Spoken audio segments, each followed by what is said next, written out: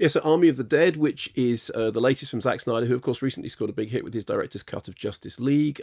He's known for comic book stuff, but his first, I think it was his first feature. The first time I was ever aware of him was a remake of George Romero's Dawn of the Dead. The defining feature of which was that it had fast zombies. It was around the same time as 28 Days Later. But up until that point, zombies all shamble, and then there was a slew of movies in which zombies were suddenly fast. Actually, The Girl with All the Gifts is still one of those that everyone forgets about. So, this had languished in development hell for a long time till Netflix picked it up. And they've picked it up as a kind of franchise thing. There's a prequel, I think it's already been shot. There is a spin-off anime-style TV series. So it's a zombie heist hybrid set in a world in which there's been a zombie outbreak. We see how the outbreak happened at the beginning, typical Zack Snyder style. And then the zombies are all walled off in Las Vegas. There is going to be a nuclear strike on Vegas to wipe out the zombies, at which point Dave Bautista gets brought in and asked to lead a ragtag group back into Vegas to raid a vault that there's a whole bunch of money in, but if he can go in and get it out, which is very unlikely that anyone can do that, he'll be fine. Here's a clip. It's not every man who saves the Secretary of Defense from a horde of flesh-eating monsters, earns the Medal of Freedom, only to end up working at a burger joint. Mr. Tanaka, I'm well aware of my situation. Here's the thing. There's $200 million in the basement vault beneath the strip. 200 million the insurance company already reimbursed me for. Untaxable, untraceable. Unspendable? That's where you come in.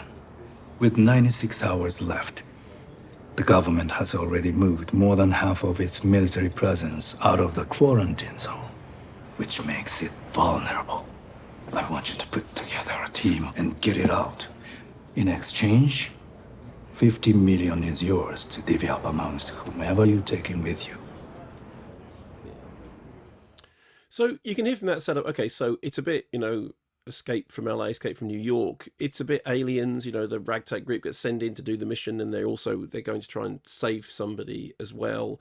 There are, because there have been so many zombie movies, it's, all zombie movies kind of eat parts of other zombie movies. So this draws on, the mythology of the Romero films, and then, there's riffs from World War Z, and I keep, in every modern zombie movie I see Return of the Living Dead Part 3, which actually I think is one of the most underrated ones. The odd thing about it is it's got this kind of, slightly comedic edge to it, that it's a kind of, it's a sort of rompy thing with this funny use of music, but I'm not a Snyder fan, I have to say. I do think that Snyder's movies, for me, just all end up looking like a bunch of stuff happening on the surface and not much else. It's 2.5 hours long. There's an awful lot of splatter and gore, not much kind of, grist to the mill, not much meat to it. And every single possible kind of recycled cliche, sort of recycled with kind of tongue-in-cheek, but that doesn't make the recycling any less, kind of uninteresting. So it's fine. It's okay. I know that, some people have said, oh, it's great. It's Zack Snyder having fun. I didn't have any fun watching it. I don't think it's terrible. He's obviously, on a technical level, he's got something, he knows how to do those shots that Zack Snyder movies do. He does that. But I'm kind of at a point now with zombie films that I think you are going to have to do something like Girl with All the Gifts in order to make me interested, because it's not just enough to do the old headshot stuff.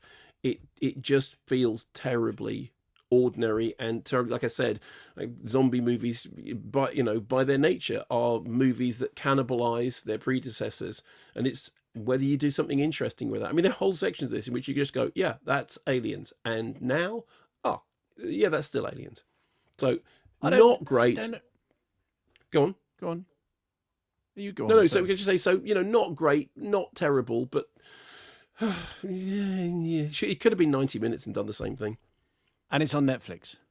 It's on Netflix. It did have a theatrical release in some other territories, but it's on Netflix, and I'm sure it'll prove popular. I have conversations occasionally with offspring when they wander our way, and sometimes you'll be looking at a beautiful mountain or a volcano or an island or something, and I'll be admiring the geographical forms and the weather situations that created this sort of idyll. And then child one probably will say, be a quite good place to survive a zombie apocalypse. And that's the way he thinks. And he's been brought up watching zombie films, and he looks at houses and hills and mountains and valleys as places to survive a zombie apocalypse should it ever happen. So you're either the point I'm making is, if you're in a zombie world, you're going to lap this up, aren't you? Well, yes and no. I'm a horror film fan who was brought up on the Romero films. I mean, I remember going to the Classic in Hendon to see Dawn of the Dead, the Romero original. And I remember seeing Night of the Living Dead and All Night. I mean, believe me, I've seen enough zombie movies and loved many of them. And this is why I keep saying, girl with all the gifts, girl with all the gifts, girl with all the gifts.